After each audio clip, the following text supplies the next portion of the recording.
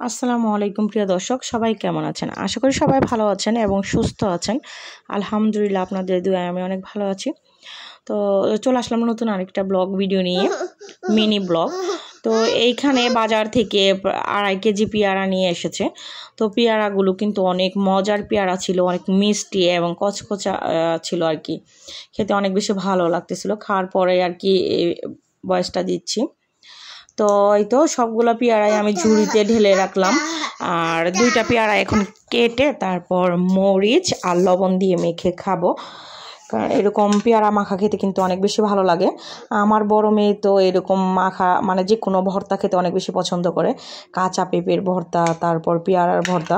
ও কিন্তু এই ভর্তাটা বানানোর সময় আবার আচারও সাথে দেয়, তারপর সুন্দরভাবে মাখে আর কি।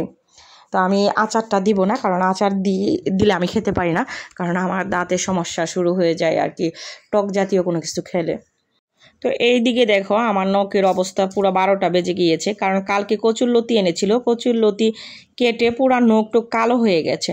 মনে হচ্ছে যে কতদিন ধরে মনে হয় হাত ধুই না। আসলে আমরা মেয়ের আর কি নখের যত্ন কিভাবে নেব, যেহেতু আমাদের সব কাজ করতে হয়। পেঁয়াজ কাটলেও দেখবেন যে নখের ভিতরে কালো কালো ঢুকে যায়। আবার যেহেতু কচুরলতির অনেক বেশি কষ্ট কিন্তু থাকে, তো ওইটা কাটলে হাতের নখে এমনিতেও এরকম কালো হয়ে যায়।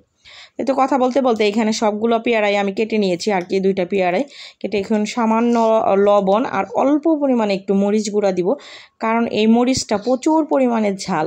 এই সামান্য মরিচ দেওয়ার কারণে কিন্তু অনেক বেশি ঝাল হয়ে গিয়েছিল আর কি পেয়ারাটা।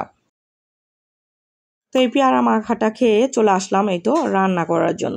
আজকে আলু ভাজি করব। আমার বাচ্চারা আজকে 2-3 দিন ধরে বলতেছিল আম্মু আলু ভাজি করে দাও।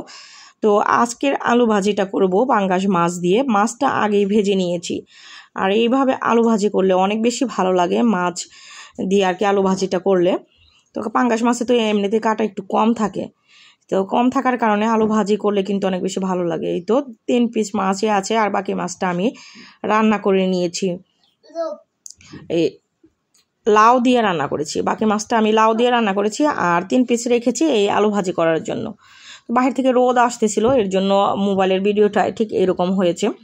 তো এই আলু ভাজিটা আমি প্রথমে জিরা ফোড়ন দিয়ে তেলের মধ্যে, তারপর আলু পেঁয়াজ কেটে নিয়েছি, কেটে তারপর দিয়ে দিয়েছি, কাঁচামরিচ দিয়েছি আমার ঝাল অনুযায়ী আর কি। তারপর হলুদ গুঁড়া ধনিয়া গুঁড়া দিয়ে ভালোভাবে ভেজে নিয়ে তারপর মাছটা দিয়ে দিলাম।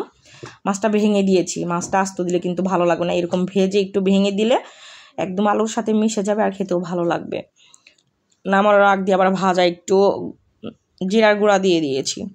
তো এইখানে চিকেন ফ্রাই করে নিচ্ছি বাচ্চাদের জন্য। তো চিকেন ফ্রাই, তারপর আলু ভাজি পাঙ্গাস মাছ দিয়ে, আর রান্না করেছি লাউটাও কিন্তু পাঙ্গাস মাছ দিয়ে ভেঙে তারপর করেছি। তো লাউটা কিন্তু আগে রান্না হয়ে গেছে, ওইটা ভিডিও করা হয়নি। তো এইখানে চিকেনগুলো কিন্তু আমার মেয়ে বাঁচতে ছিল, বড় মেয়ে। ও কিন্তু স্কুল থেকে চলে এসেছে, প্রায় 1:30টা বেজে গিয়েছিল।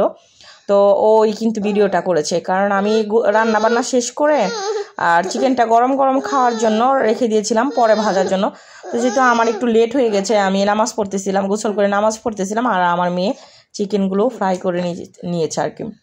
তো সবগুলো খাবারেরই রেডি। এখানে লাউয়ের তরকারি হয়ে গেছে মাছ দিয়ে, তারপর আলু ভাজি পাঙ্গাস মাছ দিয়ে ভেঙে করলাম ওইটা, আর এই তো চিকেন ফ্রাই।